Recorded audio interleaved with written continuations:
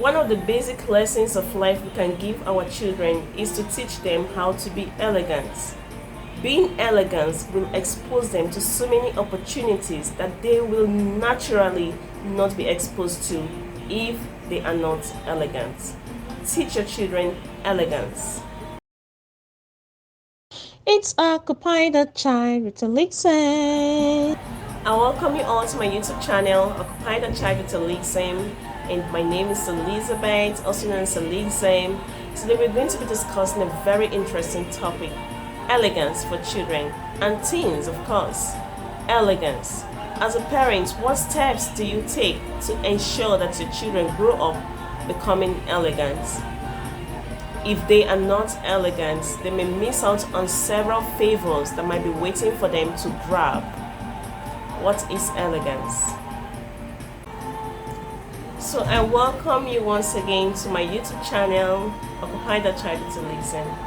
Make sure you do not leave. Stay with me to the end of this video and you will understand most of the basic tips you need to know to input elegance in your children. Make sure you subscribe to my channel. As we're about to begin this video, subscribe to my channel and like it. Go ahead and share with your friends and your families, everyone you know. Share this video with them because every parent needs to understand what elegance is all about and how to teach your children elegance. Stay with me to the end. Why should your child stammer if he is not naturally a stammerer? If you have a child who is not a stammerer and out of the blues you notice that child stammers when he's talking to a friend or to someone else, it could be because of some reasons. Probably the child has seen his or her sibling stammer. Could be the sibling is a stammerer and the child is trying to imitate her brother or her sister to stammer. Please start on time to stop the child from stammering. Stammering is not a sign of elegance, especially if the child is not naturally born a stammerer. Teach your children not to stammer. They should exude confidence when they communicate with friends, when they communicate with people in public and even in private. They should exhibit elegance, confidence, self-esteem. Teach them not to stammer. That's one point. Whenever you notice that your child tends to speak on, in a high tone when they talk to people, start immediately to stop that child and correct the child from talking on top of their voices. It doesn't tell well of the child. People should normally speak. Normally. Do not speak too low, do not speak too high. Speak loud enough for the person you're communicating with to hear what you're saying, and do not speak too low as to make the person you're communicating with to want to strain his or her ear. Help your children to know, teach them to know that it is okay to speak on a normal tone and not to speak too loudly or too lowly. Some children have learned at a tender age to raise their voices, like to scream when they are talking to people. That is not okay. It shows that the child is not elegant. As a parent, please help your children to talk elegantly. Help your children not to scream or shout. If you're a mom, please try as much as possible to control yourself whenever you feel like developing a hot temper. Your child might have done something that is really wrong and you want to show that you're angry. It's okay to be angry, but control yourself as much as possible so as you don't scream on top of your voice, and as your child grows up, he will think it's normal to scream. Whatever children see their parents do is what they will eventually do. So try to control your temper in the presence of your children. Do not scream at them so that they will not in turn scream at others outside or in public. Teach your children to maintain eye contact with people when they communicate with them. They should avoid the temptation of staring at people. Do not stare at people. There's a difference between staring at someone and maintaining an eye contact with that person. When someone is communicating with you, it is okay for you to maintain an eye contact with that person. Do not look away, because if you look away, it will look like you are shy or you have something to hide. But when you maintain eye contact with the person you're communicating with, it tells that you're confident. But try not to stare. Teach your children not to stare at people.